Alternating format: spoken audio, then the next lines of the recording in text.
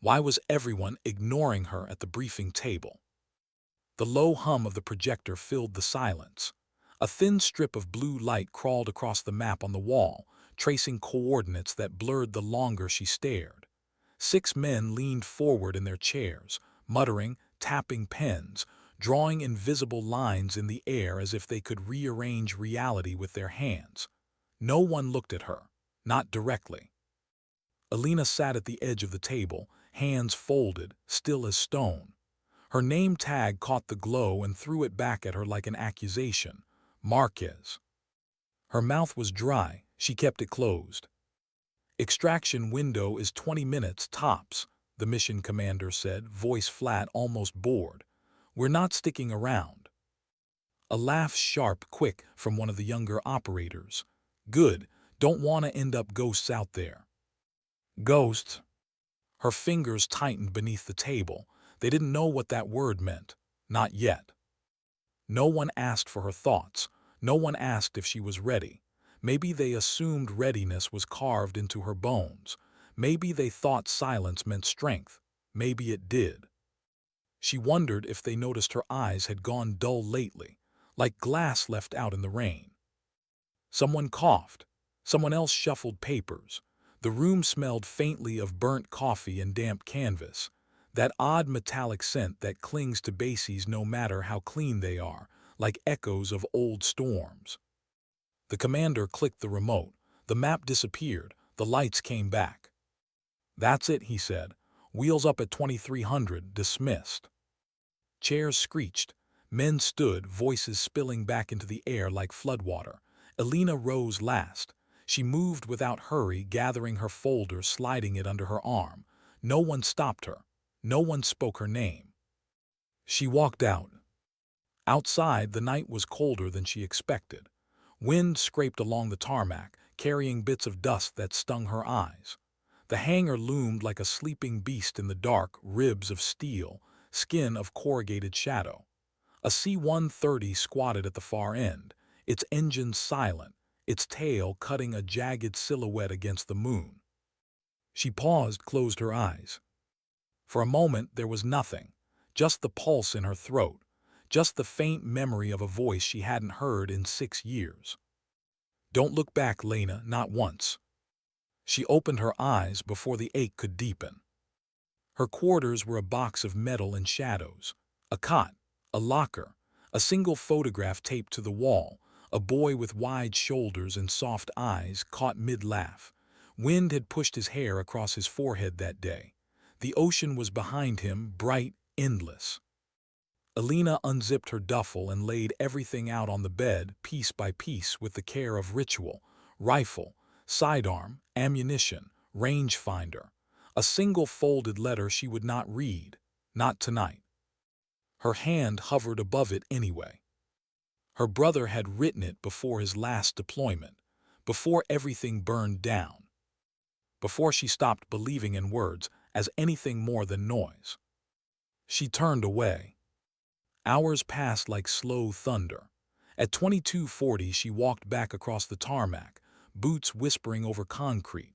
The air vibrated with quiet, that fragile, suspended quiet that comes just before a storm makes up its mind.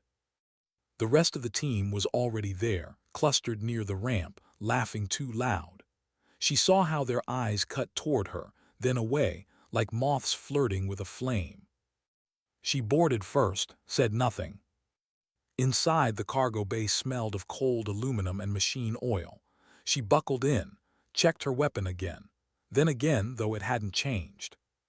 One of the younger men, Dalton, she thought his name, was slid into the seat across from her. He smiled like he was trying to charm a ghost. "Ever get nervous?" he asked. She looked at him. The hum of the engines swelled in her bones. "Yes," she said. He blinked, surprised. Maybe he thought she'd lie. Maybe they all did. Dalton nodded, slow, as if her honesty had unsettled something he didn't want to name. He opened his mouth like he might ask another question, then didn't. The engines roared to life. They lifted into the dark. Elena watched the earth fall away beneath them, shrinking into black shapes and faint silver lines of river. The vibration climbed through her boots, up her spine. She pressed her head back against the webbing and let the noise fill her skull until there was no room for thought. Somewhere far below, scattered lights clung to the edges of forgotten towns. She imagined people down there, families, warm rooms, someone kissing someone else goodnight without realizing how miraculous that act was. She tried to remember the last time she'd been kissed goodnight. She couldn't. An hour in, the cabin dimmed. Most of the team had dozed off in their harnesses, mouths slack, faces washed pale by the glow of the instrument panel. Elena stayed awake. Her hands rested on her thighs, motionless, but her pulse throbbed against the inside of her wrists. She felt it in her teeth. She wondered if they could hear it, if the sound of her heart was loud enough to break the air. "You shouldn't be here," the voice said. It was soft, familiar, older than it had any right to be. She tilted her head, closed her eyes, let the thought pass through her like smoke. She had stopped arguing with ghosts. When the pilot's voice cracked through the intercom, 10 minutes out, the air in the cabin thickened. Sleep bled out of the team like water from cracked stone. Harnesses clinked. Weapons clicked into hands. Dalton caught her gaze for half a second. He looked young suddenly, terribly young. She gave him a small nod, the kind that meant nothing and everything. The ramp lowered. Cold night air slammed inside like a living thing. It clawed her face, curled through her hair, carried the smell of soil and pine and faraway fires. She tasted rain, though the sky was clear. One by one, shadows spilled into the dark. The ground crunched beneath her boots. Branches swayed overhead, black veins clawing at the moon. The forest wrapped around them like a mouth closing. Elena's breath fogged the air. She could feel every nerve singing too loud in her body. It always happened at this point, the moment between the world she knew and the one she might not return from. The men fanned out, low voices over comms, coordinates, call signs, numbers she barely heard. Her eyes scanned the tree line, the slope, the dark smear of a river below. She wasn't looking for enemies, not yet. She was looking for signs of the past, for something out of place, something only she would see. The world was still, too still. Her heart whispered a warning. An owl screamed somewhere high above, a raw, torn sound that ripped the silence like cloth. Everyone froze. Elena's finger tightened on her trigger. Nothing moved. Then a breeze, leaves shivered, the forest exhaled. The men relaxed, tension cracking from their shoulders like brittle ice. Elena didn't. Her skin buzzed. Something was wrong. She didn't know what shape it had yet, just that it was here, watching, waiting. She remembered her brother telling her once, on a night just like this, that silence was never empty. It was always full of things that wanted to be heard. They reached the ridge an hour later. The village lay below, asleep under a crooked sliver of moon, a scatter of rooftops, faint lamplight behind shuttered windows. A single road curled through like a scar. It looked harmless. They all do. Elena sank into the earth at the ridge's edge, rifle cradled in her arms, scope sweeping slow arcs across the dark. She counted doors, exits, warm bodies moving behind thin walls. Children, maybe. She forced that thought away before it could bloom. Her earpiece crackled. Position set, move on my mark. A pause, long enough to hear her own breath echo in her skull. Then mark. The team flowed down the slope like black water. She stayed, overwatch, always overwatch. Watching was what she did, what she was for. Her cheek pressed cold against the stock. One man ducked under a window. Another scaled a wall with the ease of breath. The village made no sound, but Elena's pulse filled the silence, thick and slow, like the countdown of a clock no one else could hear. Then she saw it. A shape, a flash faint, far too quick, high on the opposite roof line, gone before she could focus. Her mouth went dry. Movement, she whispered, East roof line top corner. Static hissed back, then copy. But no one moved to look. Her stomach tightened. She almost said it again, almost raised her voice. But something inside her, something sharp, old, kept her still. If they didn't trust her eyes by now, they never would. Wind hissed along the ridge, rattling dry branches. Elena stared through her scope, not blinking, barely breathing. The shape didn't come back, nothing moved. And yet, her finger rested along the trigger guard, not touching. Her muscles ached from stillness. She thought of her brother again, how he had laughed the night before he left, like the world couldn't possibly harm him. How his laughter had turned into silence. How no one had seen the shot that took him. She blinked hard. In the village below, a door opened. Light spilled across the dirt. A man stepped out, yawning, scratching his ribs, bare feet, half-closed eyes. He didn't see the shadows moving around his house. Elena held her breath as he shuffled to a water barrel, dipped a tin cup, drank. She almost envied him. The innocence of not knowing death was brushing past his shoulder. Then he turned, his eyes flicked to the ridge, straight toward her. Elena's heart stopped. He squinted, head tilting. She froze. The forest around her seemed to hold its breath. Then the man rubbed his eyes, muttered something, and went back inside. The door shut. Darkness returned. Elena exhaled, slow, careful. Her hands were trembling. She forced them still. The village sank back into silence. The team disappeared into its veins. Elena stayed on the ridge, watching, waiting, pulse whispering its old warnings. And in that silence, that breathless pause between heartbeats, one thought slid back into her mind like a blade. There was something she hadn't told them. Not yet. Why did the night feel like it was holding its breath? Elena lay flat against the ridge, cheek pressed cold to the rifle stock, eyes fixed on the village below. The wind had gone still. Even the branches had stopped whispering. It was the kind of silence that makes you imagine things or remember them. She blinked slow. Her breath rose in a thin white thread. It drifted apart too quickly, like it was trying to escape. Below, the team was ghosts.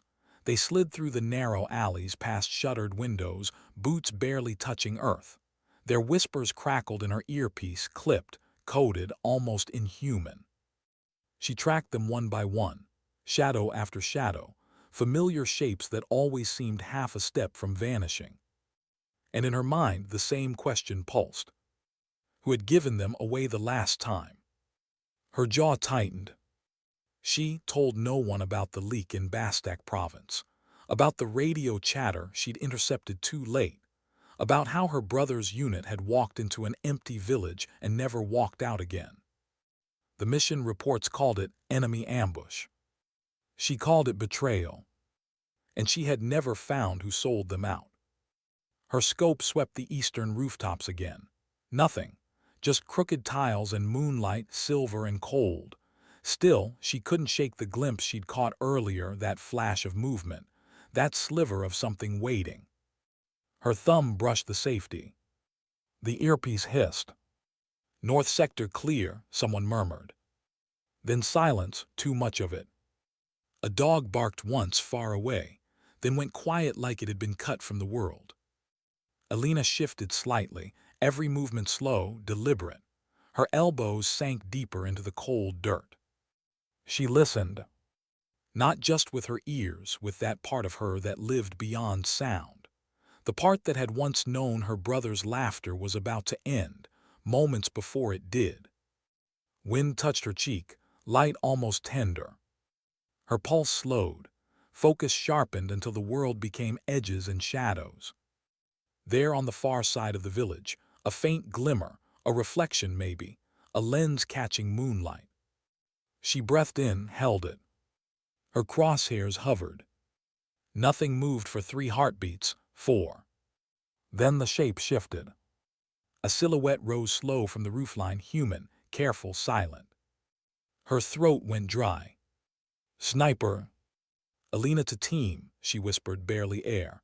Counter eyes on east roofline, confirm. Static. Then say again. Rooftop east, possible glass. A beat of silence, long enough to know they were hesitating, long enough to know they still didn't quite believe her. Her teeth ground together. Do not move, she said. He's watching. Through her scope, the figure paused as if it had heard her, as if it knew she was watching too. Two hunters, staring through the dark at each other, breath apart. She felt the world collapse down to that thread between them. Her finger curled to the first pressure point on the trigger. The wind stopped entirely. A crow screamed somewhere behind her, sudden, sharp. The figure dropped flat, gone. Contact, Elena hissed. Move, move, move, someone barked through comms. The village erupted. Doors slammed, boots thundered, shouts tore through the silence. Elena scanned fast, alleys, rooftops, windows, eyes cutting from one to the next like snapping wires. A flash, muzzle flare from the east roof. Gunfire cracked across the village, bricks spat dust. Taking fire east side. Shields up, get to cover. Where the hell? Roofline, Elena had eyes on. Her rifle kicked, one shot. The muzzle flash vanished, the rooftop went still. Elena exhaled, chest burning. Target down, she whispered. She hoped it was true. Below, the team shifted formation, tighter now, sharper, anger bleeding into their movements.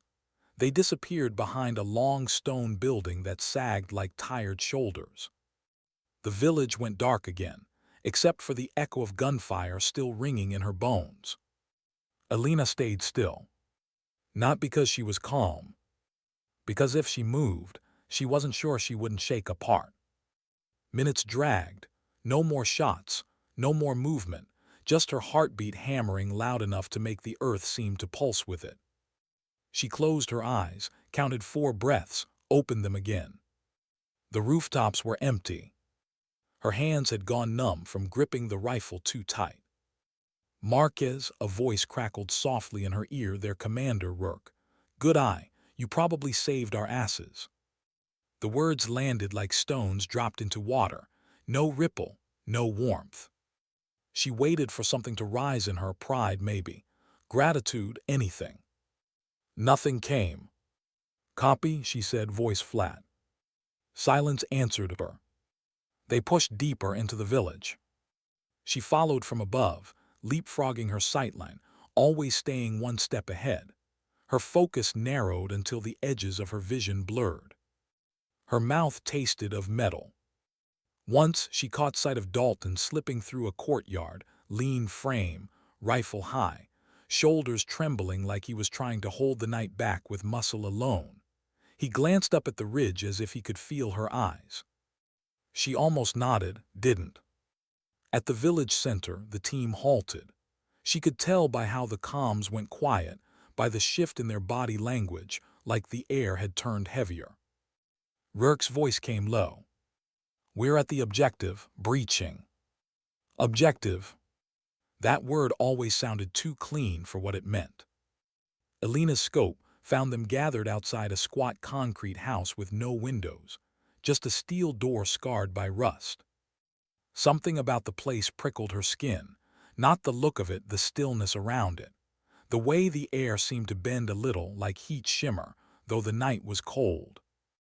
Her chest tightened. Doors wired, someone whispered. Trip sensor on the latch.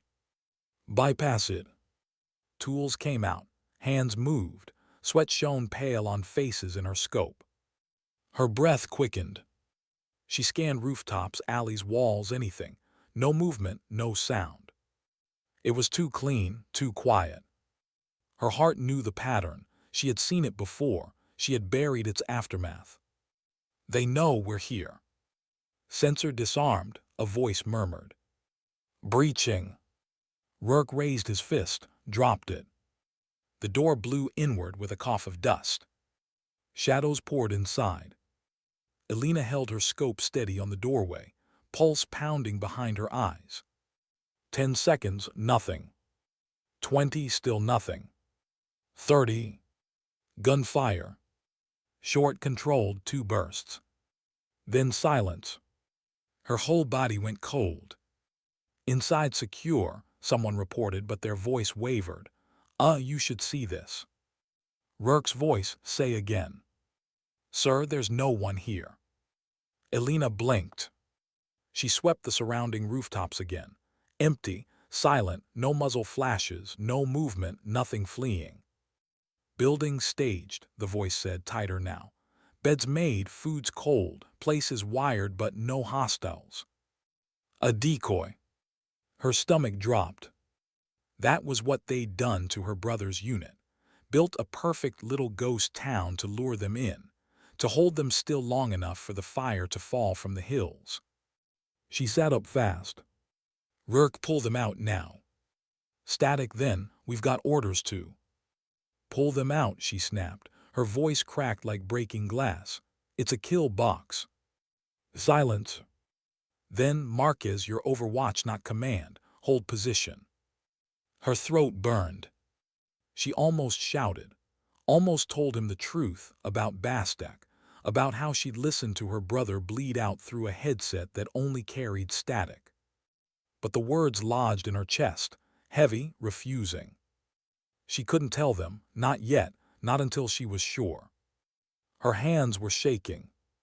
Movement caught her eye, fast, low, just beyond the last row of houses. She swung the scope. They're slipping through the trees on the far edge of the village. Not her team. Heavier gait, dark clothes, at least 3 figures, maybe more. Her pulse surged. Contact, she whispered. South tree line advancing. Say again. South tree line, multiple. Through the scope, the shapes fanned out like ink in water, circling. Rourke, you need to get out of that house. Shouts below, boots scuffed, weapons raised. South approach, we've got them. Copy, covering. Move out, move out. Her earpiece filled with overlapping voices, static, the metallic rhythm of fear. Elena's heart hammered. She tracked the first shadow center of the line, waited, squeezed. Her rifle kicked. The figure folded, gone. The others scattered, vanishing behind walls, firing wild. Bullets hissed through the air near her ridge, snapping twigs. Bark exploded near her cheek. She dropped flat, rolled, found the next muzzle flash, fired, missed, fired again. The shadow crumpled. Her breathing went ragged, too loud in her skull. Below, the team spilled out of the house, forming a hard crescent, guns snapping to every angle. Dalton ducked low behind a cart, reloading with hands that shook. Rourke's voice cut through the chaos. Push to the north alley, go. They moved. Elena shifted with them, crawling the ridge, sight locked on the gaps between buildings. More muzzle flashes, brick shards spitting sparks. Her shoulder ached from recoil. Her mouth tasted like pennies. Then silence. Just like that. The gunfire cut off, as if someone had closed a door on the sound. Elena froze. Smoke curled from the cart where Dalton had been. He was gone. Her heart lurched. Dalton, Rourke barked. No answer. Elena, eyes on Dalton. She scanned fast, breath sharp. Nothing. Then movement, a shape dragging itself into a doorway, clutching its side. Blood smeared the wall behind him like rust blooming. Got him, she breathed. Doorway, north alley, he's hit. Moving. 2 figures broke off toward him. Elena's vision blurred for half a second, just long enough to remember another shape crawling through dust 6 years ago, reaching for a rifle it couldn't lift. She blinked hard, focused, covered them. They pulled Dalton back, his face gray, lips trembling. She saw him try to speak, then give up. Her chest knotted. He was too young to bleed like that. Too young to understand, yet that dying didn't feel heroic. It just felt lonely. Extraction, Rourke growled through comms. We're pulling, Elena, fall back. She didn't move. Her scope swept the trees one last time, empty. For now, the team limped north, Dalton between two men, feet dragging furrows in the dirt.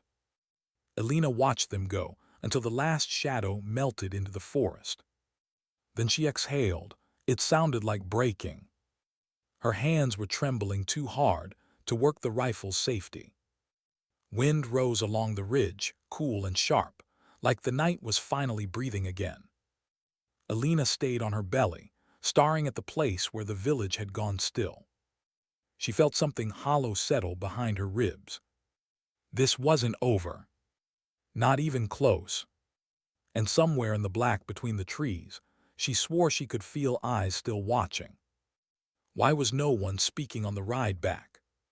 The cabin shuddered with turbulence. Dim red light washed over their faces, draining them of color, of life. The C-130's engines droned like a distant storm, steady and hollow, as if even the air had grown tired of carrying them. No one looked at her. Dalton lay strapped to a stretcher on the deck, pale and still. His left hand twitched every so often like it was reaching for something in a dream. Blood had dried in dark veins along his sleeve. The medic crouched over him, murmuring low, hands busy, eyes hollow. The others just sat in silence. No laughter now, no bravado, just shadows slumped in webbing seats, staring at nothing. Elena sat opposite them, motionless. Her rifle rested across her lap, cold and clean, as though it hadn't just torn holes through living men. Her ears still rang.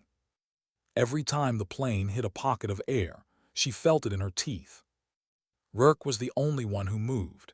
He paced the aisle like a caged thing, jaw locked, boots thudding dully against the aluminum floor. Every so often he glanced at her, then away, like he was afraid she might look back. She wondered if he'd heard how her voice had cracked when she'd ordered him out of that house, wondered if he'd noticed her hands shaking on the ridge. Or maybe he just didn't want to admit she'd been right. She stared past him, past the walls, back to the village. That decoy house, those perfect untouched beds, the cold food. It had been waiting for them. And someone had known they were coming. Her jaw tightened until her teeth ached. 6 years. 6 years since her brother's unit had been wiped from the map by an ambush in another hollow town just like that one. 6 years of reports that said bad intel, of commanders who called it bad luck, who told her to stop digging. But tonight had felt the same. Too quiet, too clean. Someone is feeding them our roots. The thought pulsed behind her ribs like a second heartbeat. And she was going to find out who. The engines roared louder as the plane dropped through a cold layer of air. Dalton groaned. Elena's head turned sharply. His eyes fluttered, glassy with pain. His lips moved. She leaned forward before she even thought about it. "Stay with us," she whispered. Her voice came out softer than she meant. His gaze swam up toward her, vague, unfocused, but something like recognition flickered there. A thread of connection, fragile, fading. "Cold," he breathed. She reached down without thinking and pulled the thermal blanket higher over his chest. The medic shot her a quick, surprised glance, then looked away again. Dalton's eyes slid shut. Hours later they landed. The ramp slammed down, and cold night air surged through the cabin like water through a broken hull. The smell of jet fuel and wet tarmac rolled in. No one spoke as they unloaded Dalton. 2 medics ran him toward the waiting ambulance, boots splashing in puddles. The sound echoed long after they were gone. The rest of the team drifted off in silence, one by one, shadows peeling away from each other. No jokes, no backslaps. Just ghosts dissolving into the base. Rourke stayed until the last of them were gone. He turned to Elena. For a second he just stood there, jaw tight, as if trying to crush words before they reached his mouth. Then he said, "You did your job tonight." It sounded almost like an accusation. Elena held his gaze. The wind tugged strands of hair across her face. "Dalton's alive," she said. "For now." He walked off before she could reply. Her quarters were dark and cold. She sat on the cot without turning on the light, staring at her hands until they blurred. The smell of cordite still clung to her skin, metallic and ghostly, like the shadow of fire. The photograph on the wall watched her from the gloom. Her brother, mid-laugh, wind pushing his hair across his forehead. Her chest tightened. She pulled off her boots, then stopped, sat still, half undressed, half frozen, like her body had forgotten what to do now that it wasn't aiming at something. The silence pressed against her skull like weight. When she finally lay back on the cot, sleep came jagged and shallow, snapping her awake every hour. In the thin moments between, she dreamed of the ridge, the stillness, the rooftops lined with eyes, and of her brother standing in that same silence, turning toward her, lips moving. She couldn't hear what he said. She woke with her heart slamming and her hands curled like claws. Morning came pale and washed out. She sat at the edge of the cot, boots unlaced, staring at nothing until the knock came. 3 sharp raps. She didn't answer. The door opened anyway. Rourke. He looked like he hadn't slept either, red rims around his eyes, stubble shadowing his jaw. "You're being debriefed at 900, he said. She said nothing. He hesitated, then Dalton made it through surgery. Her shoulders eased a fraction, just enough to breathe. Rourke lingered another second as if he might say more, then he left. The debriefing room smelled like old paper and burnt coffee. A single fan ticked on the ceiling, slicing the air into slow pieces. They asked questions. She answered in clipped sentences. Ridge overwatch contacts, rooftop sniper decoy house, treeline ambush. She watched their pens scratch notes like insects crawling across paper. No one asked her how she knew it was a trap. No one asked if it felt familiar. She didn't tell them. When it was over, she walked out into the sunlight. It was too bright. It always was after missions. The world felt too real, like her skin didn't fit it anymore. She stood at the edge of the tarmac for a long time, watching heat shimmer off the concrete. Planes droned somewhere far away, too small to see. Then she walked to the hangar. Her personal locker was wedged in the corner behind stacks of cracked storage crates. She hadn't opened it in months, maybe years. The metal creaked as she swung it open. The smell of old gun oil and damp canvas wafted out, sharp and familiar. Inside, old gear, a cracked watch, a folded jacket stiff with salt from some forgotten ocean air, and a small black case. She stared at it for a long time before touching it. Her hands trembled as she opened it. Inside were her brother's field notes, recovered after Bastek, water-stained, edges torn. The cover smelled like the desert dust, ash, loss. She ran her fingers over his handwriting, jagged from adrenaline, still carrying his urgency like a ghost pulse. And then she saw it, scrawled in the margin of the last page. Coulson Wraith, someone tipped them, find him. Her chest went still. She read the line again, slower. Wraith. Her stomach turned cold. That name had been whispered in passing once, years ago, buried in the static of intercepted enemy chatter. No one had ever confirmed it was real. Her brother had believed it was. And now, standing here in the dim hangar, Elena realized she did too. Because last night hadn't felt random. It had felt familiar.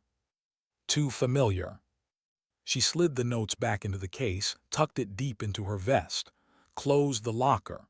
The door clanged like a final period. Then she just stood there, staring at the concrete floor as the sound faded. Her heart was beating fast again. Not fear, not yet, something colder, something sharper. Resolve. By afternoon, she was sitting alone in the observation tower overlooking the runway. Sunlight bled across the glass. Dust floated in thin golden streams through the air, like time trying to slow down. She held her brother's notes in her lap, thumbing the pages, scanning his words over and over. She could almost hear his voice in them, dry humor, quiet steel, that way he had of sounding certain even when he was. Find him.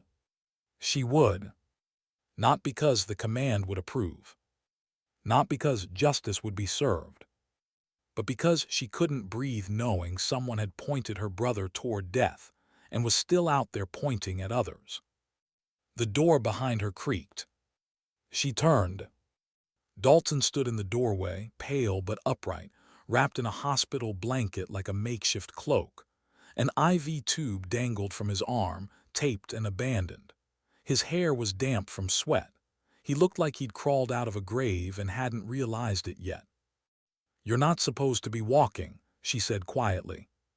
He gave a half smile, couldn't sleep. His voice was thin, but it was alive. He limped in and sank into the chair beside her, sat in silence a while, watching the runway like he expected it to blink. "Then you saved me." Her throat tightened. "I was covering the field," she said. Still, he glanced at her, eyes tired but clear. "Thank you." She looked back at the glass, at the dust drifting in sunbeams. "Don't thank me yet," she said. They sat a long time without speaking. Outside, a plane clawed into the sky, its roar fading to a thin ghost of sound. The world seemed to hold its breath until it was gone. Dalton stood slowly, clutching the back of the chair for balance. "If you're going after whoever did this," he said softly, "I want in." She turned her head, met his eyes. There was no bravado in them now, just quiet determination and the faint shadow of fear. Elena nodded once. Then he left, steps dragging across the floor like whispers. When the door closed, she looked down at her brother's notes again. Her reflection stared back at her from the dark glass of the window. Tired, hollow-eyed.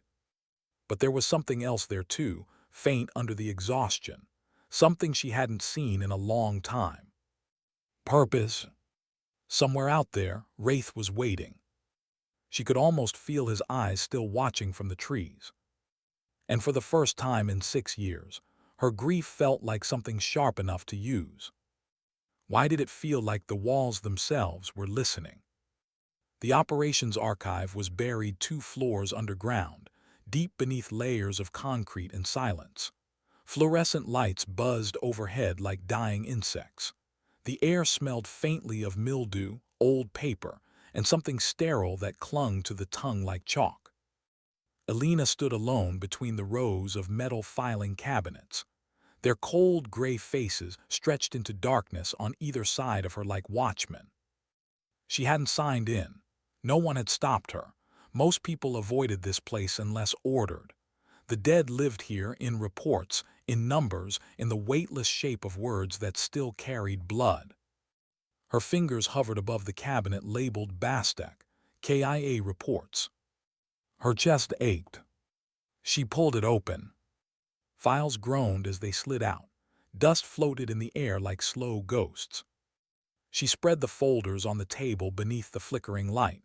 The pages looked smaller than she remembered, flimsier, like maybe the past had shrunk while she wasn't looking. Her brother's name was near the top. Lt. Gabriel Marquez. Age 27. Status deceased. Cause enemy ambush. Details compromised mission, bad intel suspected. She read the line twice. The words didn't change. They never had. She flipped deeper into the pile, scanning maps, comm transcripts, half-burned intercepts. Most were scrubbed clean by black bars, redactions like knife cuts across the page. And then there it was, a scrap buried at the back. A fragment of enemy radio chatter, translated from broken code. Wraith delivered the path target team moving, will strike when still. Her pulse kicked. Wraith. No one had highlighted it, no one had circled it, just left it there buried like a seed. She slid it into her pocket. Then she closed the drawer and left without looking back, like maybe the walls would whisper if she did. Outside, sunlight stabbed her eyes.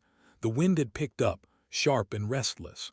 Flags snapped on the poles like bones cracking in their sockets. She walked toward the hangar, boots heavy on the pavement. She needed to move, needed air, needed to shake the walls of that archive off her skin before they sank in. Dalton was waiting in the hangar's shadow, leaning on a crate, pale but upright. He traded the hospital blanket for fatigues, though they hung loose on his frame. "You shouldn't be on your feet," she said. "Neither should you," he replied, almost smiling. His eyes caught the edge of something in her, maybe the darkness, maybe the purpose. He pushed off the crate. "You find anything?" She hesitated. The word felt dangerous even before it left her mouth. "Wraith." Dalton blinked.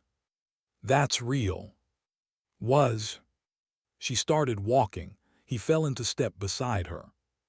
They went to the flight line, where the night-flying birds slept in long rows of silver and shadow. The smell of aviation fuel curled up from the tarmac like heat from buried fire. Elena paused at the edge of the runway, watching sunlight shimmer off the metal skins of the aircraft. "This doesn't stay official," she said quietly. Dalton nodded, "Off the books. You walk into this, you don't walk back." He met her eyes, something steady there now, anchored deep. "I've already died once this week," he said. "Might as well do something with it." A small, unwanted flicker of something like respect moved through her chest. She crushed it quickly. They started with whispers. Old contacts, quiet favors, those who owed her from other lives in darker places. She sat in the corner of the mess hall long after midnight, headset tucked under her hair, listening to coded chatter bleed through static like distant thunder. Dalton sat across from her, face pale in the blue light of the tablet as he cross-referenced names, dates, coordinates. Voices hissed and dissolved. Fragments surfaced. Wraith used to run Black Logistics in the east. Last seen moving intel routes through ghost villages. No photo, no real name. He erases everything he touches. Each piece sharpened the shape of something she couldn't quite see yet, a shadow moving just beyond the edge of the map. Days bled into each other. They stopped sleeping much. Dalton's hands trembled from caffeine. Elena's eyes went bloodshot from staring at data until it blurred into static. The base moved around them like a slow machine, oblivious. Once, Rourke stopped her in the corridor. "You've been buried in comms all week," he said, frowning. "What are you looking for?" She met his eyes, expression flat. "Closure." It wasn't a lie, not exactly. He studied her a moment longer, then walked on, boots echoing down the hall. She waited until the sound faded before breathing again. The break came on a rain-soaked night. Dalton had passed out at the desk, face pressed into a stack of printouts, pen still in his hand. Elena sat alone, eyes hollow with exhaustion, watching encrypted channels scroll like falling ash across the screen. Then it appeared. Just 4 words. Wraith crossing Gedar. Her spine went rigid. She dug fast, fingers flying, isolating the thread, chasing it through layers of static and code. Coordinates emerged, remote hills, abandoned rail outpost. Her pulse climbed. She leaned back slowly, staring at the screen as the rain whispered against the window like small fingers. There he was. Dalton stirred as she shook him gently. "Get up." His eyes blinked blearily. "What?" "Gedar," she said, "we move tonight." His exhaustion fell away like dust shaken from old cloth. He sat up, nodded once. They geared up in silence. No orders, no briefing, no signatures, just steel and resolve. Elena loaded each magazine slowly, deliberately, the motions calming the static in her chest. The ritual felt older than language. Dalton watched her hands, then copied the rhythm, steadier than she expected. Rain hammered the roof overhead, cold and relentless. The sound wrapped the hangar like a heartbeat. They stole a Black Hawk from the night shift. No one stopped them. The rain turned to mist as they climbed, swirling off the rotors in pale ribbons. The sky above was black and endless. Dalton sat in the co-pilot seat, pale knuckles on the dash, eyes fixed forward. Elena's hands rested loose on the controls, but her body was coiled tight around something invisible. Neither of them spoke. Below, the world vanished into shadow. Rivers of dark forest curled through the hills like veins. She thought of her brother again, how he'd loved flying low over mountains, skimming the treetops like he was touching the earth without disturbing it. Her throat tightened. She gripped the stick harder. They landed 2 kilometers from the coordinates, at the edge of an old quarry drowned in fog. The world was wet stone and whispers. Every step crunched like broken teeth under their boots. Their breath rose in thin white threads that dissolved instantly, as if the air itself didn't want them here. Dalton limped slightly but kept pace. He carried himself quieter now, like someone who'd left the part of him that wanted to be invincible back on that stretcher. Elena led, rifle up, eyes cutting through the dark. The rail outpost emerged from the mist like the skeleton of something that had tried to stand and failed. Rusted rails snaked into nothing. The station house sagged under its own weight, windows hollow. A radio tower leaned at a sick angle, cables hanging like snapped tendons. Silence pressed against her skin. She raised a fist, halt. Dalton dropped to a crouch behind a collapsed crate, scanning the shadows. Elena crept forward, boots whispering over wet gravel. Her pulse thudded too loud in her ears. Inside the station house, the air smelled of mold and burnt circuits. Her light caught scraps of paper scattered on the floor like old leaves, coffee mugs with dried rings, a chair overturned and left like someone had meant to come back and never did. Then she saw it. On the far wall, burned into the plaster in black spray paint. Wraith moved silent. Her breath caught. Dalton stepped up beside her, whispering, he was here. Recently. She could feel it, the air still vibrating faintly, as if someone had spoken and the words hadn't settled yet. She crouched by the scattered papers, hands careful. Most were blank forms, but one, crumpled, stained, held coordinates scrawled in sharp block letters. Her eyes locked on them. It was the same valley her brother's unit had died in. Her chest hollowed out. Dalton saw her face. What is it? She didn't answer, couldn't. Words would break if she used them. She slipped the paper into her vest. Then she stood, shoulders heavy with something colder than fear. Outside, the mist thickened, swallowing the rails, the trees, the world. Elena stood still in it, letting the rain beat on her face, eyes fixed on nothing. Dalton waited quietly beside her, breath slow, patient. Her hands were trembling again. But it wasn't grief this time. It was rage, cold, sharp, quiet rage. For the first time in 6 years, it gave her strength. They walked back through the fog, shadows dissolving into deeper shadow, boots whispering over wet stone. Neither spoke. They didn't need to. The hunt had begun. Why did the forest sound like it was holding its breath? The mist had thinned by dawn, peeling away from the hills like tired ghosts. Sunlight pierced through in thin, broken shafts, casting the valley in fractured gold. Elena lay belly down on a ridge above the valley floor, rifle cradled to her shoulder, cheek pressed against cold steel. Through her scope, the world narrowed to a single trembling circle. Below, a convoy snaked along the dirt road, 3 trucks, faded green paint scarred by rust and war. Men clung to the beds, weapons loose in their hands, eyes scanning the tree line with lazy disinterest.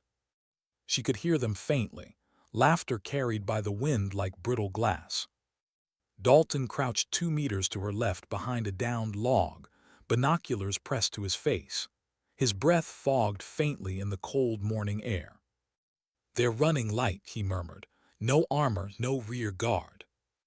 "They don't think anyone's watching," she replied. Her voice was soft, flat, a blade sliding from its sheath. The convoy stopped at a crumbling outpost by the river, nothing more than shattered walls and a leaning watchtower, its top broken off like a snapped bone. Men jumped down from the trucks, shoulders hunched from hours on rough roads. Some stretched, others smoked. Elena watched them move, their rhythms, their carelessness. They didn't know they were being marked. And yet, something was wrong. The hairs along her forearms rose. Dalton sensed it too. "Feels off," he whispered. The rhythm was wrong. No one guarded the perimeter. No one checked the ridge lines. Their eyes were tired, empty, like they'd already been bled of fear. Then she saw him. Tall, lean, wrapped in an old field jacket with the patches ripped off, his face hidden under a hood despite the warmth. He stood apart near the broken watchtower, speaking softly into a radio. Even from this distance, something about him cut through the air like a cold blade. He didn't move like the others, didn't fidget, didn't exhale, just stood still, sharp, silent. The others kept their distance from him without realizing it, like planets keeping orbit around a dead star. Wraith. Her heart thudded once, hard. After all these years, there he was. The man who delivered the path that killed her brother. The ghost behind the black bars on all the files. Dalton shifted. "Is that him?" She nodded slowly, never lifting her eye from the scope. Her finger rested on the trigger, light as breath. One squeeze and it would end. Her brother's ghost could finally sleep. The world would never know. There'd be no medal, no proof. Just silence where his shadow had been. Her breath slowed. Her heart didn't. But something in her froze. He was standing alone but unafraid, calm, not reckless, certain, like he knew she was out there and didn't care. Or like he wanted her to. Why isn't he hiding? Her gut whispered danger, not the kind with bullets, the deeper kind, the kind that waited for you to step forward so it could swallow you whole. She eased her finger off the trigger. Dalton saw her hesitate. "We can take him," he whispered urgently. "Clean shot." "No," she murmured. "Why not?" Her voice cracked just enough for him to hear it. "Because if we kill him, the truth dies with him." Dalton stared at her. The wind tugged at his hood like it wanted to carry him away. Then he nodded once. They stayed hidden as the convoy finished resupplying. Wraith spoke quietly to one of the drivers, then climbed into the rear truck. The door slammed. The engine coughed, rumbled, roared. The convoy rolled on. Elena watched it disappear between the trees until only the sound remained, like a fatting heartbeat. Then silence swallowed the valley whole. They waited 30 more minutes before moving, quiet, careful, ghosts themselves. Dalton picked up the trail first, faint tire ruts in soft earth, curling deeper into the hills like the path of a wounded animal. They followed on foot, staying off the road, weaving through shadow. Hours bled by. The forest changed as they moved, darker, thicker, older. Trees rose taller, their roots clawing the earth like buried fists. The air smelled of moss and rain-soaked stone. No birds sang here, no insects buzzed. Even nature seemed to hold its voice. By late afternoon, the trail led to a half-collapsed tunnel carved into the base of a cliff. Old railway stone, cracked and blackened. Rusted tracks vanished into darkness like the ribs of some buried beast. Elena crouched at the tree line, studying it through her scope. 2 guards stood at the tunnel mouth, rifles slung carelessly. Their faces were slack, eyes glazed from boredom, but beneath their boots she saw fresh tire marks, heavy, repeated. This was it, a nest. Dalton crouched beside her, panting lightly from the hike. Sweat streaked through the dust on his face. How do you want to play it? She didn't answer right away. Her eyes traced every shadow, every angle, every breath. We wait, she said finally. For what? For the dark. They buried themselves in the brush, bodies pressed to the damp earth. Hours crawled past like wounded animals. The sun bled down the sky, turning gold to gray, then black. Cold seeped into their bones. Dalton's teeth chattered softly. He clamped his jaw shut, furious at himself. Elena didn't look at him, not unkindly, just focused elsewhere. Her breath rose in small clouds. Her hands didn't shake. The waiting was the easy part. The silence was where she lived. At last, movement. The guards changed shifts. Two more emerged from the tunnel, shadows stretching long under the pale moon, voices low, laughter like stones tumbling. One lit a cigarette, the flame flaring bright in the dark like a beacon. Elena's scope tracked his face, calm, centered. Her finger touched the trigger. But again she stopped. Not because she couldn't, because she knew if she did, the silence would explode, and whatever was inside that tunnel would vanish before they got close. So she waited until they turned away, bored again, blind again. Then she whispered, "Move." They slipped from the trees, silent as falling ash. Each footstep was placed like glass might shatter beneath it. Dalton's breath rasped softly. Elena's didn't. Her body was a wire drawn tight, humming with the soundless music of danger. 10 meters. 7. 4. Dalton stepped on a twig. It cracked like thunder. One guard turned. Elena was on him before his brain caught up, hand clamping his mouth, knife kissing the soft place under his ear. He sagged silently, eyes wide with surprise that never closed. Dalton tackled the other as he fumbled his rifle, wrestling him into the dirt. There was a brief, muffled struggle, then stillness. The forest exhaled again, long, slow. They dragged the bodies into the brush, covered them with moss and shadow. Then they stood at the mouth of the tunnel. Cold air rolled out, smelling of rust, diesel, and something older like forgotten war. Dalton's voice was barely a breath. "You ready?" "No," she said honestly. Then she stepped inside. Dark swallowed them whole. Their headlamps cut thin beams through the black, slicing across damp walls and rotted timbers. Water dripped from the ceiling in hollow, patient rhythms. Farther in, faint light flickered. They moved slower now, bent low, silent. The tunnel opened into a cavern. And there it was. Rows of crates, stacks of weapons, fuel drums, radios, laptops, maps, enough to arm a small war. A generator hummed softly, casting trembling shadows.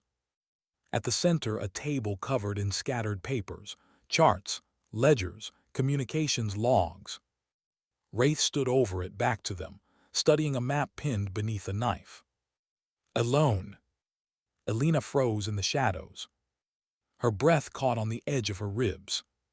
So close now she could hear him breathing, slow, deliberate, unhurried, like he had nowhere to be but here, in this heartbeat, in this silence. Dalton looked at her, eyes wide. She raised her rifle. Her finger curled. Then Wraith spoke without turning. "I was wondering how long it would take you." Her blood went cold. He turned slowly. Pale eyes, calm, unblinking. A face like carved stone worn smooth by old storms, older than she expected. No fear, no anger. Just knowing. "I left breadcrumbs," he said softly. "Thought you might find them." Dalton's voice cracked. "Why?" Wraith's gaze never left hers. "Because lies rot from the inside, and I'm tired of the smell." Her voice came out raw. "You killed my brother." His head tilted. "No, I lit a match, others poured the fuel." Her hands trembled now, from rage, from restraint, from the earthquake trying to tear her in half. "Why?" she whispered. "For the same reason you're here," he said. because silence can be heavier than death. Dalton's rifle shook in his hands. We should kill him. Maybe, Wraith said simply. But if you do, the names in this tunnel die with me. The ones who sold your people. The ones who fed me the paths. He gestured to the table. Maps, files, ledgers. Evidence. Proof. The ghosts aren't mine, he said. They just wore my mask. Elena's breath rasped in the black. Her eyes burned. This was the moment, the line she'd carried in her mind for 6 years. Kill him and her brother would rest. Spare him and maybe save the living. The weight crushed her chest. Then she lowered her rifle. Dalton's head whipped toward her. Elena. We take him, she said, voice flat, final, alive. Wraith smiled faintly, not cruel, not pleased, just resigned. Good, he said, because they'll be coming soon. Who? The ones who paid me. A low rumble echoed from deep in the tunnel behind him. Tires, engines, close. Dalton swore under his breath. Elena's hands clenched. No time. She stepped forward, fast, smooth, slammed the butt of her rifle into Wraith's temple. He crumpled silently. Dalton blinked. Was that? Insurance, she said. They grabbed the files, stuffed them into their packs, slung Wraith's limp body between them. Engines grew louder, voices echoed, distant, sharp. They ran. Through darkness, through dripping echoes, through the weight of 6 years cracking like old ice under their feet. They burst out into night. Cold air hit like knives. They didn't stop running. Behind them, lights bloomed in the tunnel mouth. Shouts, footsteps, flashlights carving the forest like blades. Elena and Dalton vanished into the trees, shadows melting into deeper shadow, hearts hammering in rhythm with the chaos behind them. No words. Just breath, mud, branches whipping their faces. And the weight of the man between them. The ghost she hadn't killed. Not yet. Why did the night seem louder now that they were running from it? The forest tore past them in flashes of silver and shadow. Branches whipped their faces, clawing at their sleeves, snatching at their gear. Wraith's limp body sagged between them, boots dragging furrows through the wet soil. Behind them, voices howled. Engines snarled. Flashlights cut through the dark like frantic, searching blades. Elena's lungs burned. Each breath was fire. Her legs felt carved from stone, heavy, unrelenting, past pain. Dalton stumbled on a root, almost went down. She yanked him upright without slowing. Move, she hissed. I'm trying, he gasped, sweat streaking mud down his face. The forest tilted around them like a ship rolling in black seas. Noise swelled behind. Close now, closer. Elena's heartbeat drowned it all. They reached the river by instinct, not map, guided by the dull roar growing ahead through the trees. Water exploded against jagged rocks, white foam glowing under the fractured moonlight. The current snarled, fast and merciless. Dalton stared at it, chest heaving. We can't. We have to, she cut him off. He didn't argue again, just nodded, jaw clenched, eyes wide with something between fear and trust. They lashed Wraith's arms across Elena's chest with a length of rope. He hung limp against her back like a shadow stitched to her skin. Dalton tightened the knots with trembling fingers. This won't hold, he said. It just has to hold long enough. Then they stepped into the river. The water was ice. It hit like shrapnel, biting up her legs, tearing her breath from her throat. The current slammed her sideways, spinning her like driftwood. She fought it, arms out, boots digging for rocks that weren't there. Dalton shouted something, lost in the roar. They went under. Cold swallowed her whole. The world turned black-green. She couldn't tell up from down, couldn't feel her hands. Then her head broke the surface. She gasped, sucked down air and river in the same breath. Dalton surfaced ahead, eyes wild, arms thrashing. She kicked hard, teeth bared, dragging the dead weight on her back. Water hammered her ears. Her limbs screamed. Her mind shrank to the single word that had carried her through everything. Survive. They slammed against the far bank like broken arrows. Gravel tore at their palms as they clawed onto the shore, coughing river from their lungs. Dalton collapsed on his side, hacking, shivering.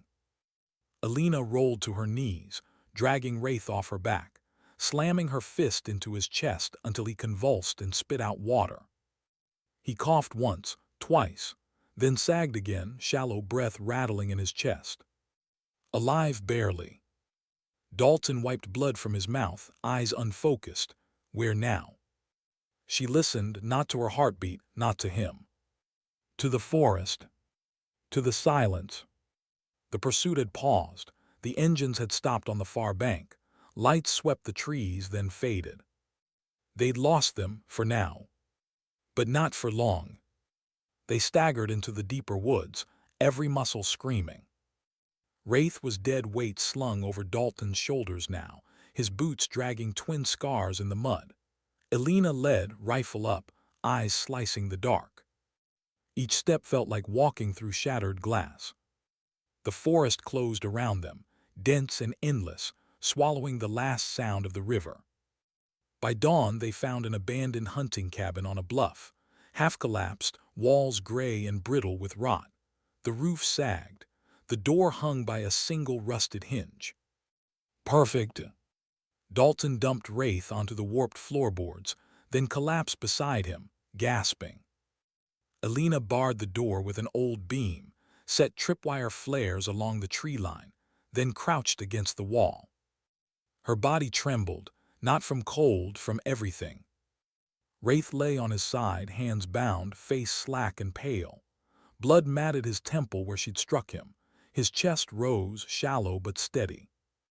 Dalton's voice rasped, "You think he'll talk?" Elena stared at the man who had unraveled her life from the shadows. "He will," she said. "Because he wants to." Hours passed. Rain drifted in through the holes in the roof, dripping in slow, rhythmic beats. Dalton slept sitting up, rifle cradled across his lap. His face twitched in dreams. Elena stayed awake. Her eyes never left Wraith. She watched his chest rise and fall, watched his fingers twitch occasionally, like he was dreaming too, wondered what ghosts visited him when his walls fell. Her brother visited her most nights, sometimes smiling, sometimes screaming, sometimes silent, watching her with eyes that didn't forgive. She wondered what he'd say about this, about sparing the man who had guided him to his death. Her throat tightened. She looked away. Wraith stirred as the light dimmed again, sunset bleeding through the broken windows. He blinked slowly, groaned, his eyes opened pale gray, ancient, sharp. He looked at her, not afraid, not angry. Just knowing. "You came far," he said softly. "You ran far," she replied. A faint shadow of a smile touched his lips. "Running is just slow dying." Dalton stirred awake, rubbing his eyes. "Spare us the poetry," he muttered. Wraith ignored him. His gaze never left Elena. "You want the truth," he said. "Yes." "You won't like it." "Tell me anyway." He lay back, eyes on the rotted ceiling. His voice was soft, measured, like he was telling a bedtime story from the mouth of a grave. "I was never supposed to see your brother's team," he said. "I was hired to move intel, not read it. I didn't even know their names. Just coordinates, code words, delivery windows." His gaze drifted back to her, calm, hollow. But when the message came, it carried an extra clause, a condition. Her stomach tightened, which was that they be delayed. Dalton frowned, delayed. "Slowed just long enough for another team to move through the valley ahead of them," Wraith said. "Another team, carrying something worth dying for." Elena's skin prickled. "Who gave that order?" His eyes sharpened. "Someone wearing your flag." The words hit like cold shrapnel, clean, quiet, fatal. Dalton swore under his breath, voice cracking. No, no, that is why they erased it, Wraith said gently. Because betrayal rots quickest in the light. Elena's breath trembled. Name, she whispered. He studied her, a long silence. Then he spoke it. A single name. Rourke. The air seemed to collapse around her. Dalton's eyes went wide. No, he's command. Exactly, Wraith murmured. Command makes the best traders. They know where to cut deepest. Elena felt the world tilt sideways. The cabin seemed to shrink around her. The air grew thin. Rourke, the man who had pulled her out of the wreckage of grief, who had given her this mission, who had said her brother was a hero. Her hands shook. Wraith watched her unravel without satisfaction, without pity. Just quietly. Dalton's voice was small. Why tell us now? Wraith closed his eyes. Because the truth was heavier than I thought, and I'm tired. Silence settled like ash. Rain whispered on the roof. Elena stared at the man who had led her here, then down at her trembling hands. She had come to kill a ghost. Instead, she'd found a mirror. Night swallowed the cabin whole. They spoke no more, not about Rourke, not yet. The words were poison and she wasn't ready to bleed them. Dalton slept again, head against the wall, snoring faintly. Elena stayed awake, rifle across her knees, watching the door. Her thoughts spun like broken rotors. If Rourke had betrayed them, everything she'd built her life on was ash. Every order, every oath, every quiet act of loyalty. Even her grief had been manipulated. Her brother hadn't died because of fate. He died because someone she trusted had measured his life against their ambition and found him expendable. Her stomach knotted, her throat ached. She bit it down, buried it deep. Later, near midnight, Wraith spoke again. Softly, barely more than the rain. You know, he said, your brother didn't scream. Elena's head lifted. Wraith's eyes stayed closed. I was watching from the ridge. He saw it coming, saw the trap he knew. Her voice cracked, and you did nothing. I was paid to do nothing, he said simply. But he didn't scream. He went down fighting. Her eyes blurred, the cabin swam. She turned away before he could see. The night held. No footsteps, no engines, no searchlights. Just the quiet breathing of three people who had outlived too much. Elena didn't sleep, couldn't. She sat still, silent, staring into the dark until it stared back. Her hands lay quiet on the rifle. But inside she was on fire. When dawn came, thin and gray, she stood and shouldered her pack. Dalton stirred, groaning. Where? Extraction, she said. He blinked, dazed. With him. With him. Wraith opened his eyes slowly. You won't make it past the checkpoints. Then we won't use them, she said. He smiled faintly. There it is. What? That look, he murmured. The one he had right before he stepped into hell. Her chest tightened. She tightened the straps on her pack until the pain in her shoulders drowned everything else. They moved out into the gray morning, three shadows fading into the dripping forest. Behind them, the cabin sagged silently back into its grave. Ahead, danger, betrayal, truth. And the man who had worn the mask of her grief now walking beside her, bound, quiet. Dalton limped, Wraith hummed under his breath. Elena walked in silence, eyes on the horizon, jaw clenched. Her brother's voice whispered from somewhere deep inside her. Keep going. So she did. Why did the air feel thinner the closer they came to freedom? The forest thinned as dawn bled into day. The hills flattened into open lowlands pocked with marsh and stone. The trees grew sparse, their black ribs clawing the pale sky like dead fingers. They had walked for hours, boots sucking at mud, shoulders bowed under exhaustion. Wraith trudged between them, wrists bound, face unreadable.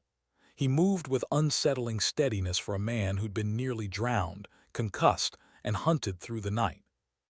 Dalton limped badly now, blood soaking through the bandage under his pant leg. He didn't mention it. She didn't ask. Elena led, rifle low, eyes always moving. Her body was hollow with fatigue, but her mind felt wired, sharp, brittle, like glass stretched too thin. Somewhere ahead lay their extraction point, an unmarked airfield on the southern flats, hidden in the folds of a decommissioned supply depot. Somewhere behind them, Rourke's hounds were closing in. Around noon, the wind shifted. Cold, metallic. Dalton slowed. "You smell that?" She did. Jet fuel, faint, familiar, wrong. They climbed a low ridge and stopped dead at the crest. Below lay the airfield, a cracked strip of concrete surrounded by sagging hangars and rusted fencing. And soldiers. Dozens, moving in sharp, controlled patterns. Vehicles lined like teeth along the perimeter. Heavy guns on tripods. A transport helo idling on the strip, its rotors churning up dust in lazy, hungry circles. Elena's stomach dropped. Dalton swore softly. How did they know? Wraith's voice was calm. "Because he sent you here." Elena's jaw clenched. "Rourke." She had walked her ghosts right into his jaws.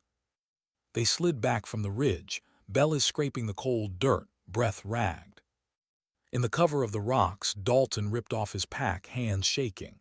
"What do we do? We can't. There's no way through that." Elena stayed silent, staring at the ground, mind spinning fast, cold, precise.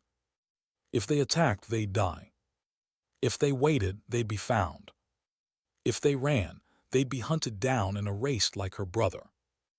Wraith watched her quietly, sitting cross-legged with his wrists still bound. The wind tugged at his hood like invisible fingers. "You're thinking about proof," he said. She looked at him sharply. "You want him gone," he said, "but you know killing him won't erase the lie. It'll just make him a martyr. You need them to see what he did." Dalton glared. "And you're just helpful now." Wraith didn't look at him. "I'm tired," he said simply, "and truth outlives us all." Elena's gaze hardened. "The files." He nodded. "They have names, timestamps, signed orders, enough rot to bring the whole tree down." Dalton's voice cracked. "Then how do we get them out?" Wraith's pale eyes met hers, calm, certain. "We let them catch me." The words landed like a blade sticking upright in the dirt. Dalton's mouth opened. No, he's playing you." "Maybe," Wraith said, "but if I walk in alone carrying the files, they'll rush me to him, to Rourke. No one will check, no one will question." "And then what?" Dalton snapped. "He puts a bullet in your skull and burns the evidence." "Unless," Wraith said quietly, "someone is already inside the system." Elena's pulse quickened. "Inside," she echoed. "Satellite uplink," Wraith said. "Command nodes buried under the east hangar. Tap into their feed, upload everything. Every base, every post, every journalist and oversight committee will have it within minutes." Dalton's eyes widened. "You know how to do that." Wraith almost smiled. "It's what I was built for." Elena stared at him, mind racing. It could work. It was insane. It was suicide. She looked at Dalton. He shook his head violently. "Elena, if this goes wrong." "If it goes wrong," she said softly, "at least the world will know who lit the fire."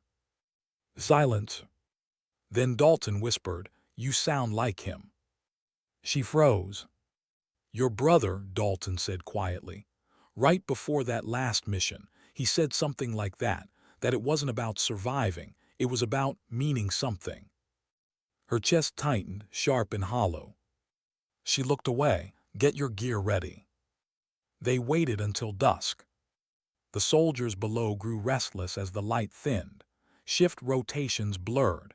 Discipline slackened at the edges. Wraith sat still as stone, wrists bound, eyes half closed like a monk preparing for prayer. Elena cut his ropes. He rubbed his wrists slowly. then held out his hands.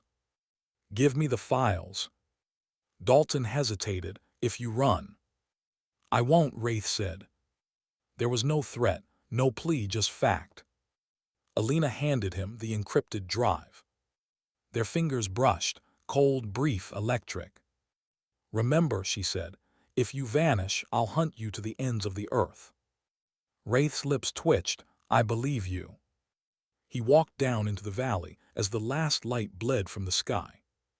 Alone. Calm. Like a ghost returning to its grave. Dalton whispered, "We'll never see him again." "Yes," Elena said, "we will." They circled wide, slipping into the grass-choked drainage channels that fed toward the east hangar. The ground was wet and silent under their bellies. Mud soaked their sleeves.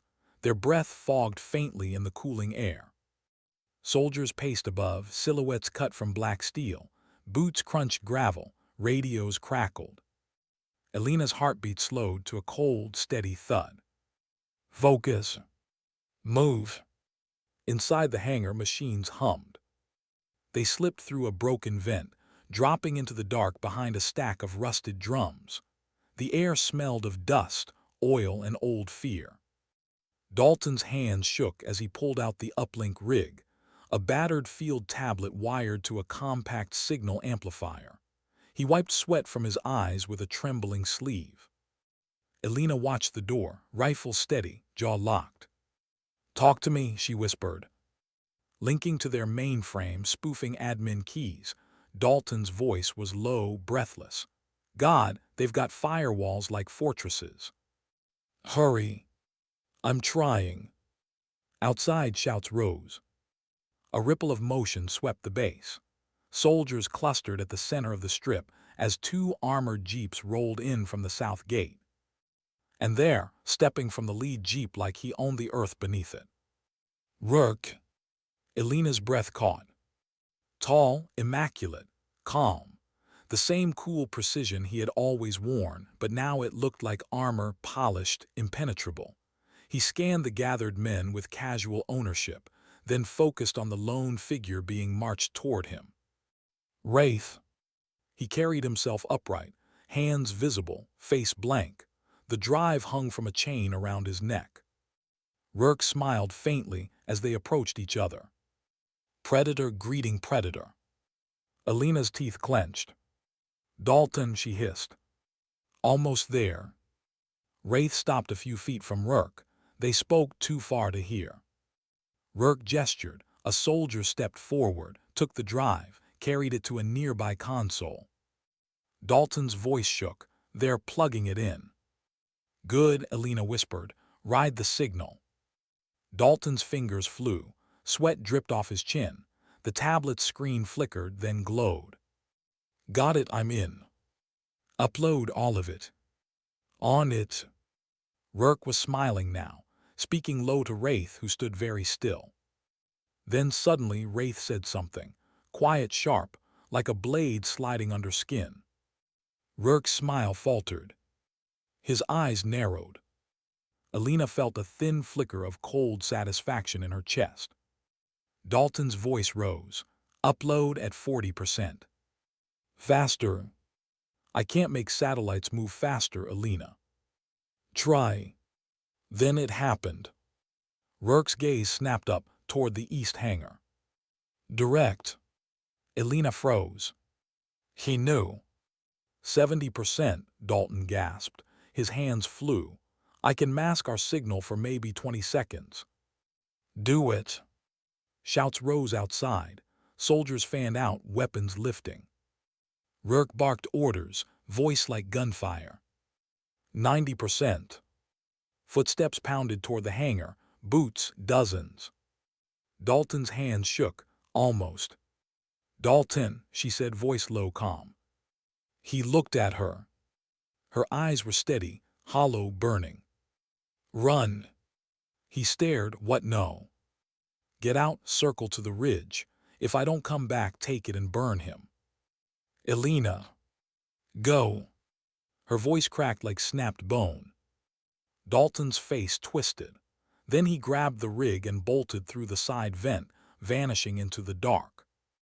The hangar door exploded inward.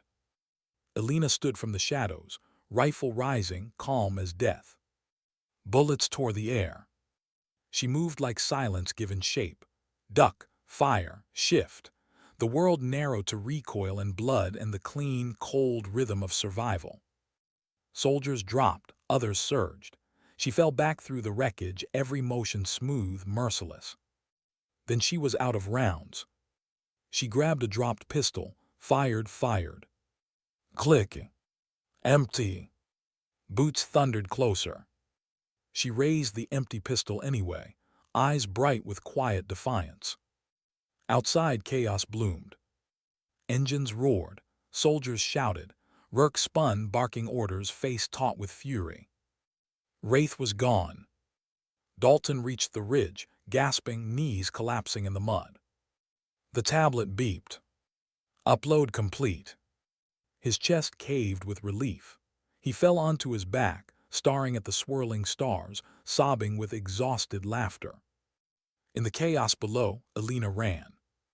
Through the hangar's torn side, through the crackling dark. Blood slicked her sleeve. Her shoulder burned where a round had grazed her. She darted through shadows as searchlights carved the yard like knives. She could hear Rourke screaming behind her, a wordless, furious sound she'd never heard from him before. It almost made her smile. Almost. She dove into the drainage channel, vanished into the mud, lungs clawing for air. The base convulsed with alarms, but the sky above stayed calm, stars cold and quiet. And somewhere satellites hummed, carrying the truth to the world. By midnight she reached the ridge. Dalton sat slumped against a rock, eyes hollow, grinning like someone who just crawled out of hell. "You made it," he whispered. Elena collapsed beside him. "So did you." They didn't speak for a long time. The wind whispered over the hills. Far behind them, searchlights still slashed the night, desperate and blind. But it was done. Rourke was finished. He just didn't know it yet. Dalton's voice broke the silence. "Where, Wraith?" Elena stared into the black valley below. Gone, vanished like smoke. "He's a ghost," she said softly. Dalton nodded, almost smiling. "Maybe that's what it takes." Elena didn't answer.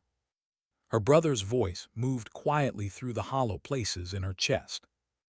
"Almost home." Why did silence feel heavier when the war was over?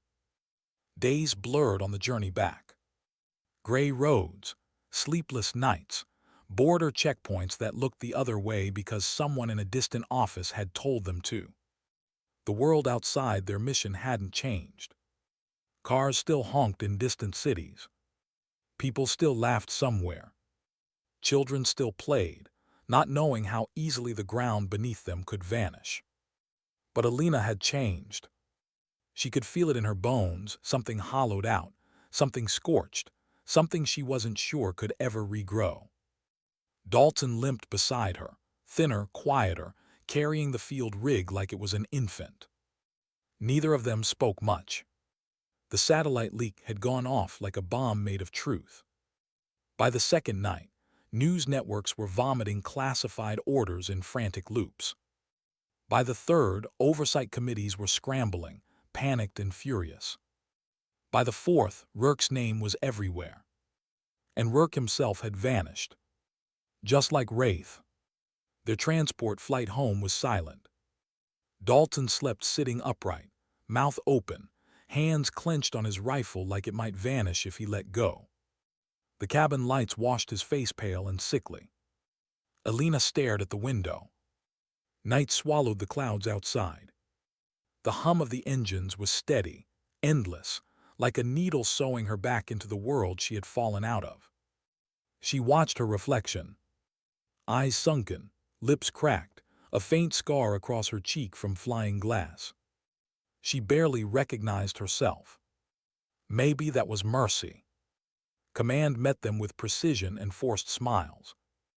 Brass suits, clean boots, clipboards and cameras and thinly veiled fear. They tried to corral her into a conference room. Dalton went because he didn't know how not to. She didn't.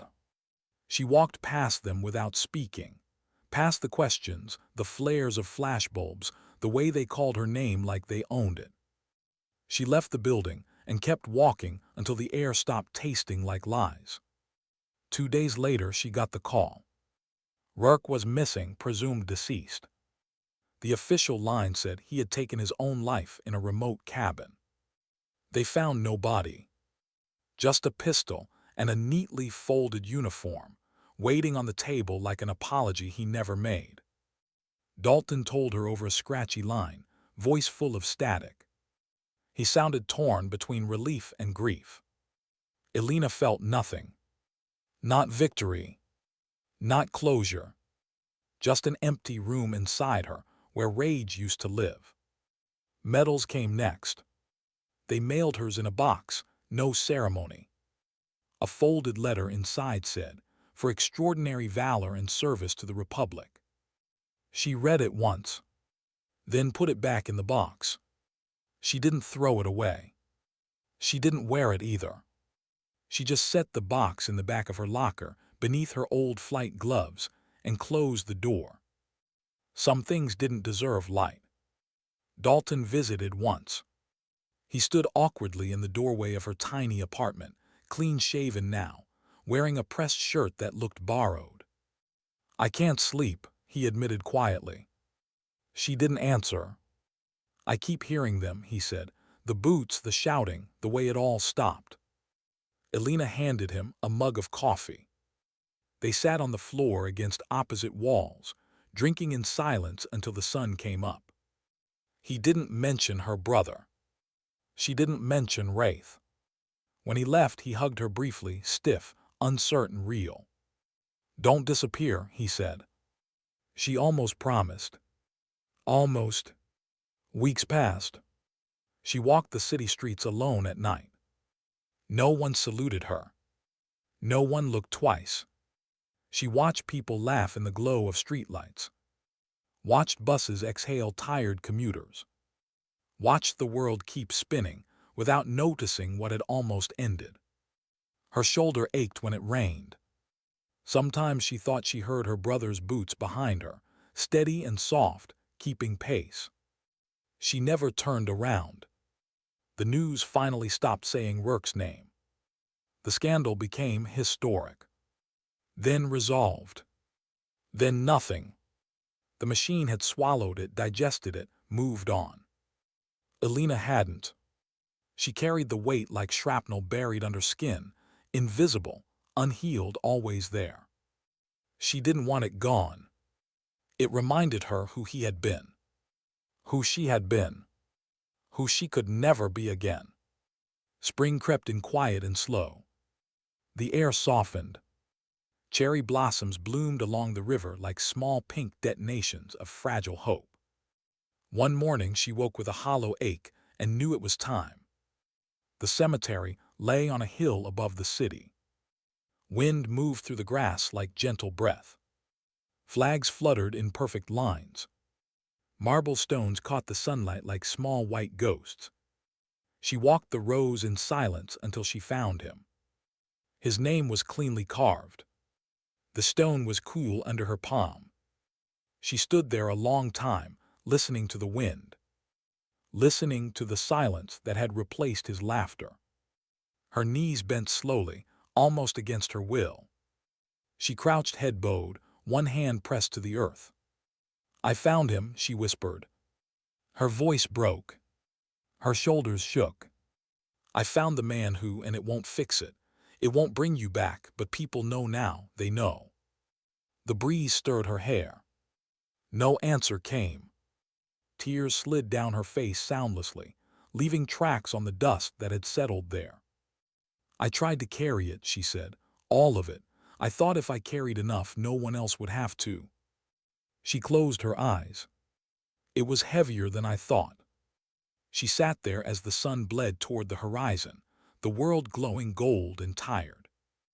Birdsong drifted from the trees below.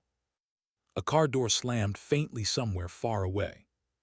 She thought about the river. The weight of Wraith on her back. the sound of Dalton gasping in the dark. The way Rourke's face had cracked for just an instant when he realized the truth would outlive him. She thought about her brother walking into the valley that last night, knowing what waited, going anyway. And she thought, maybe strength isn't what they said it was. Maybe it isn't teeth or noise or glory. Maybe it's something quieter. She stayed until the shadows stretched long across the stones. Then she stood slowly, knees stiff, chest hollow. She placed her palm flat on the cold marble one last time. "Good night," she whispered. Then she walked away. The wind moved through the cemetery, lifting dust and leaves, erasing her footprints as she went. She didn't look back. She didn't need to. Because somewhere deep inside her, in a place beyond sound or language, she carried him forward. Not as a wound, not as a weight, but as the part of her that refused to stop. She left the hill just as the sun slipped behind the horizon, spilling red across the sky like the last quiet heartbeat of the day. She walked alone down the long gravel path, hands in her pockets, shoulders square, head high. Not triumphant, not healed, just still here. And sometimes that was enough. Because sometimes dignity doesn't speak. It simply acts.